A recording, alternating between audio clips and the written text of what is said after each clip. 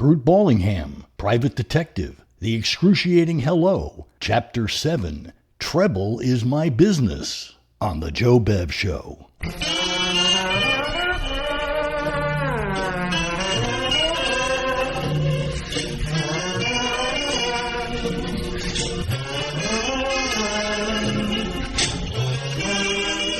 The moment Emanuel Putchkin came into my office, I made up my mind not to vote for him if he ever ran for president. He was still just as tall and fat, with his straight, compressed white lips. That day he wore a neat pinstripe flannel suit. His stomach tortured the buttons on his jacket. He had a small rosebud in the lapel. He carried an ebony cane and wore spats. He looked pretty smart for 60. And unless his ulcers got nasty, I gave him another 15 years, which was pretty big of me.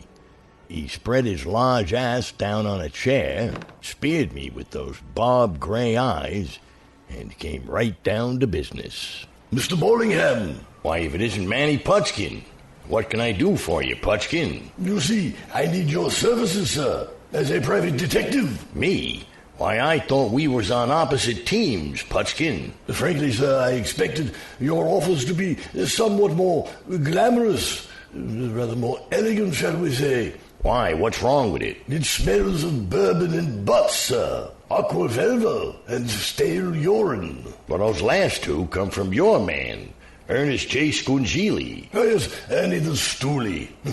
One of my more reliable men. Listen, I don't think I should be working for you, Manny. But you should, sir. And you will.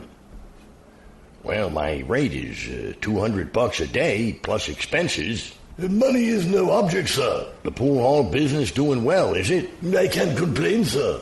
Money is something I do not worry about. Well, except if you don't have it. That seems to be the most motivating philosophy, sir, where Angelica Lavalier is concerned. And who or whom is Angelica Lavalier?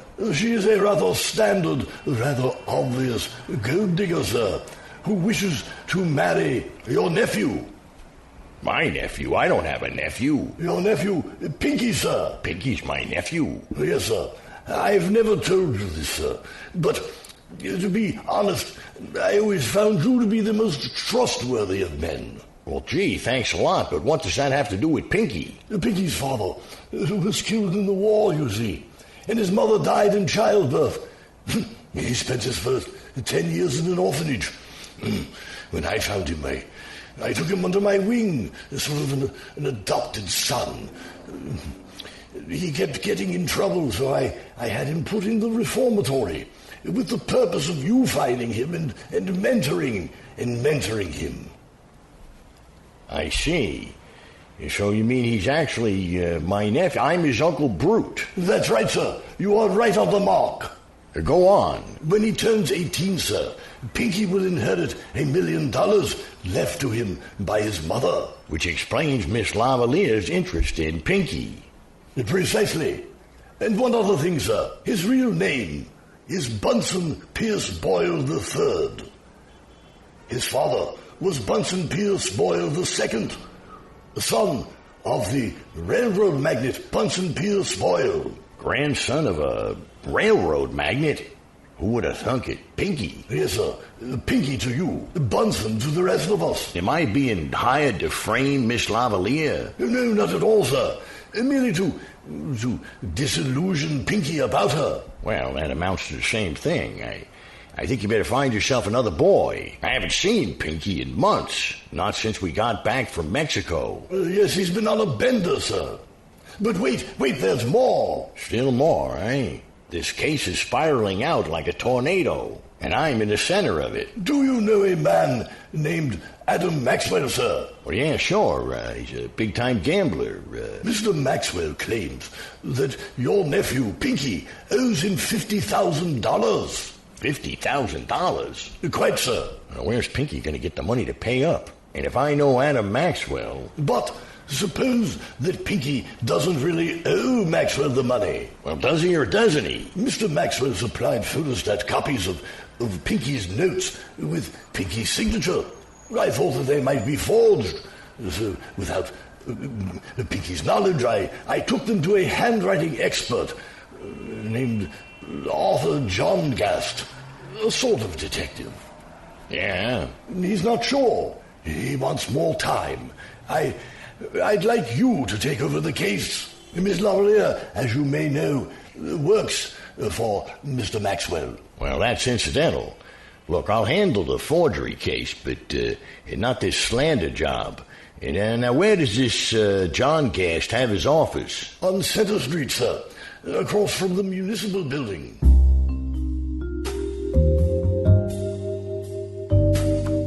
There was no snooty secretary to prevent me from walking right into Arthur John Gast's extremely fat presence.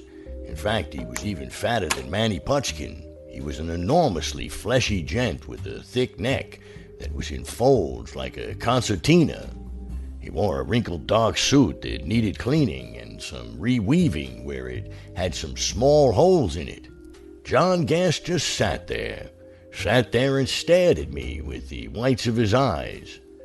Because those 3 holes that needed reweaving were bullet holes, and Arthur D. John Gast was dead. Very recently dead. I left in a hurry, and as far as I could tell, nobody saw me come and nobody saw me go. And my next stop was the swank Battery Park Hotel. Well, darling, what's the big message? I'd have to come in. I never could speak very well in public. Come in, darling. I never could speak very well in a dry throat either. There's the scotch. Help yourself. Thank you. So, you are from Adam Maxwell? Well, no, not strictly, no. Not even loosely. Not at all, in fact.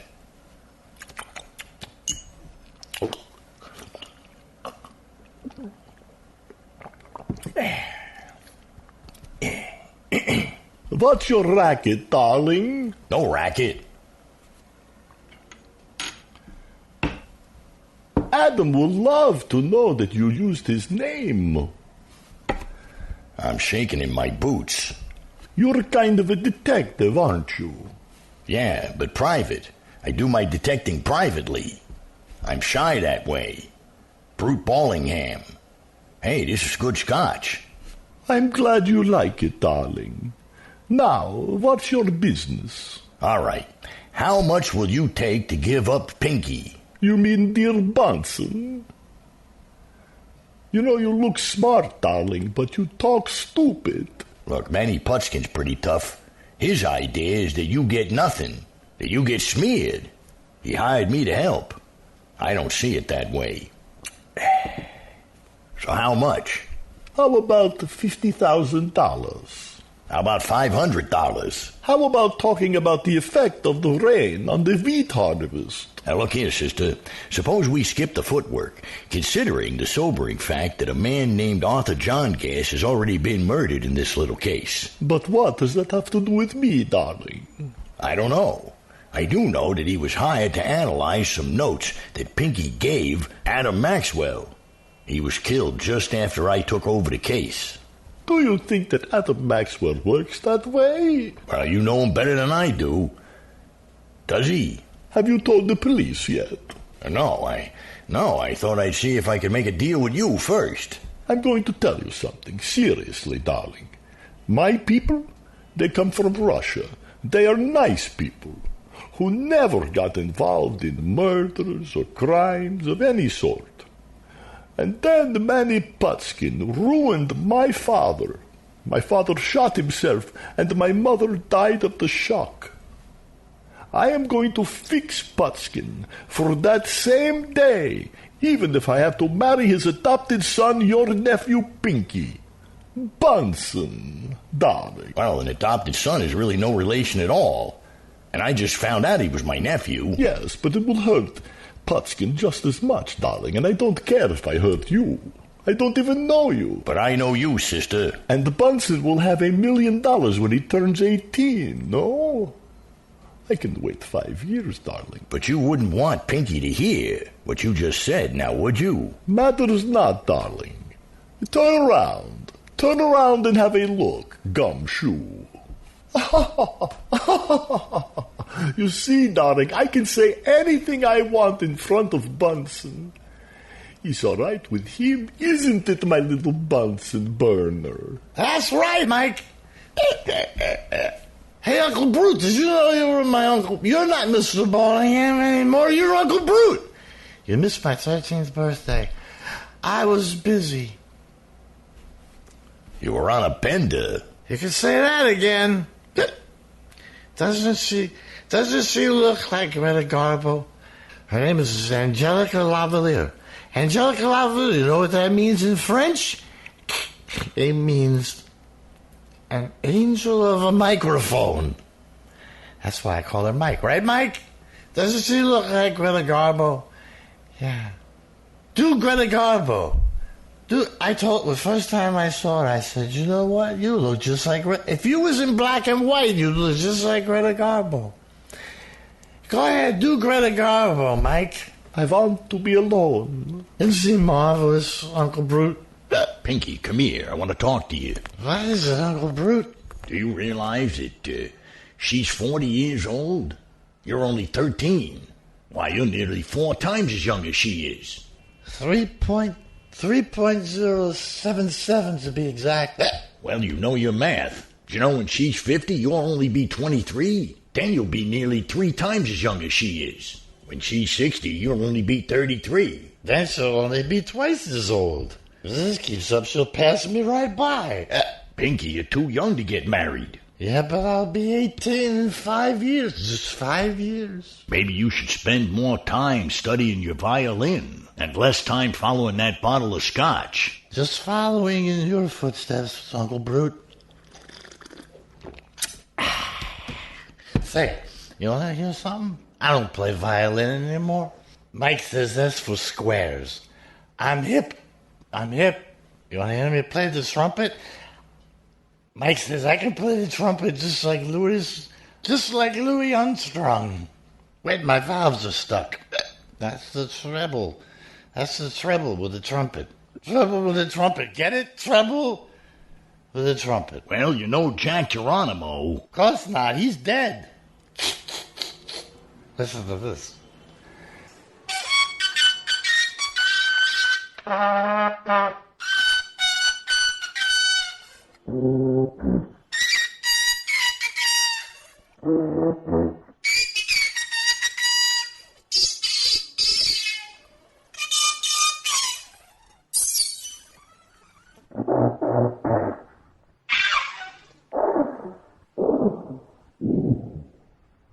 Pretty good, huh? I had a cat once that made that sound. Thank you very much. Whoops, the wrong end. He's trying to break us up, Bunsen. What do you think of that? Well, I think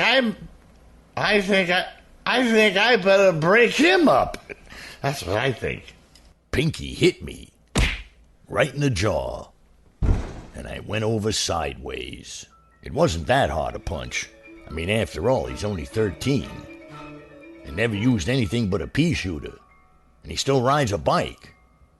How he got engaged to this gold digger, I'll never know. But when my head hit the desk going down and the desk got the decision, it got dark, mighty dark. It gets really dark here in New York this time of year, but seldom that fast.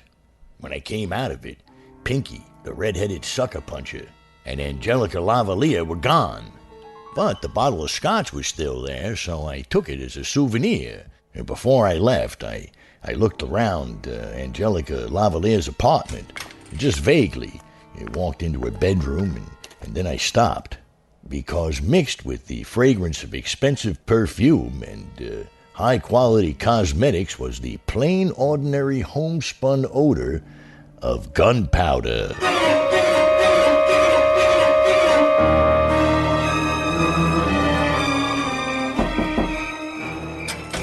Why, Mr. Ballingham, I'd about given up hope to see you tonight. Well, I changed my mind about coming out again, Mr. Putskin. Hello, Peabody. Hello, Mr. Ballingham. I didn't expect to see you here, Miss Lavalier. Didn't you, darling? Did you expect to see me here? Never mind that, Ballingham. I want to know where my adopted son is.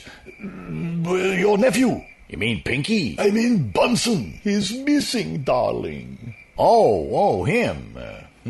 Miss Lavalier, where did you and he go after Pinky took that sucker punch at me in your apartment? Why, we went out together in a taxi, darling.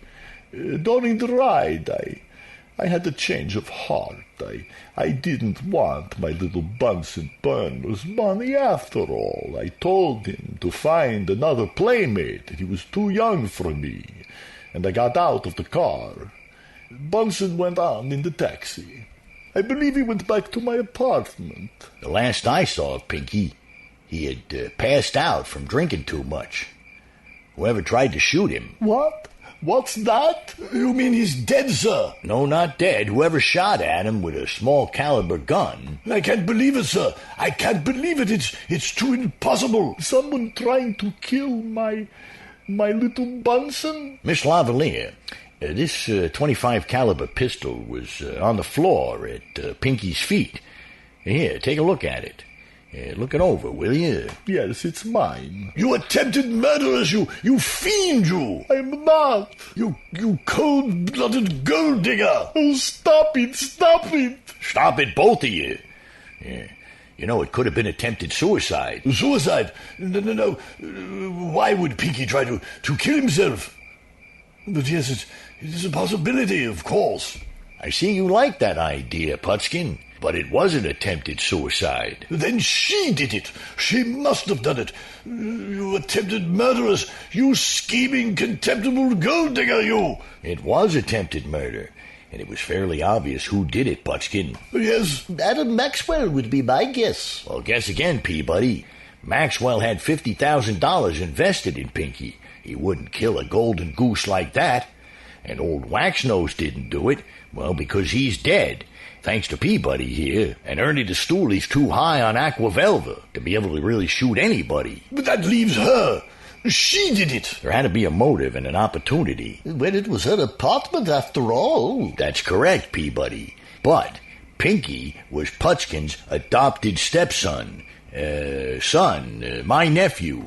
Perhaps you did it, sir. Oh, he was like a real son to me. He's like a real son to me, sir. A real son. Why, what are you getting at, sir? I'm getting at your inheriting Pinky's millions of dollars would be a motive for you killing him, wouldn't it? Ballingham? That was the motive, Putskin. And it was Peabody, his job, to find the opportunity to murder Pinky for you, with me as a witness. That'd be all for you. Well, Peabody, the Dartmouth gun fanner, huh? You gonna give me the dripping wax treatment? Drop that gun, Peabody. I won't. Say, that was pretty nice shooting, Angelica. Oh, my hand. My hand. Well, we'll let Papa put a little Band-Aid on it for you, Peabody. Then Angelica here will give it a kiss. Well, Mulatta, did you get all that down on paper? I certainly did, Mr. Ballingham, and it wasn't easy to do steno while we were driving to the reformatory to pick up Pinky. Yeah, well, he spent 6 months in the dry-out tank. I think he should be cured. He does take after his uncle. I told you I got the croup. Say, here he comes out now, being escorted by that guard. Hey, Mr. Balling. I mean Uncle Brute. It's me, Pinky, Bunsen, Pinky. Come on, Pinky, let's go. My engine's gonna overheat. Why, hello there, Pinky. How are you feeling? Oh, I feel swell. I just feel swell, Miss Mulatta. You can call me Margaret. Margaret? Yes, Brute and I are engaged. It happened in Mexico. A lot of things happened in Mexico. Like the first time I drank that tequila water. There we were on an isthmus, and I had one sip, and all I thought was, this must be my lucky day. But I'm not going to drink anymore. I swear it. You better not. You're almost 14. Yeah, I'm going to be an old man before I know it. Now listen, Pinky. Mulatta's going to drive us back to my apartment. We'll get you cleaned up and go out to dinner. You sure you're cured? Oh, sure I'm cured. Look, here's your bottle of bourbon sitting right on the back seat. I'll tell you what. Even if I picked up this bottle I wouldn't drink out of it. Even if I opened this bottle, I wouldn't drink out of it. Even if I smelled the cap, I wouldn't drink out of it. Even if I stuck my finger in the bottle and licked my finger, I wouldn't drink it. Even if I took one sip of bourbon, I wouldn't drink the whole bottle like this.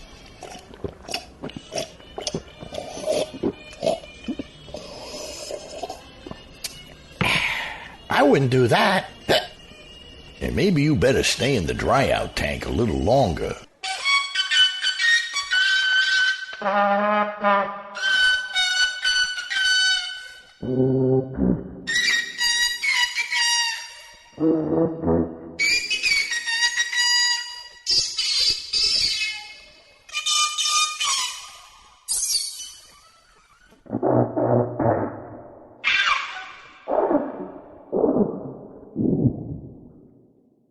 Brute Ballingham, Private Detective, The Excruciating Hello, Chapter 7, Treble is My Business, on The Joe Bev Show. Tune in next time for Brute Ballingham, Private Detective, Chapter 8.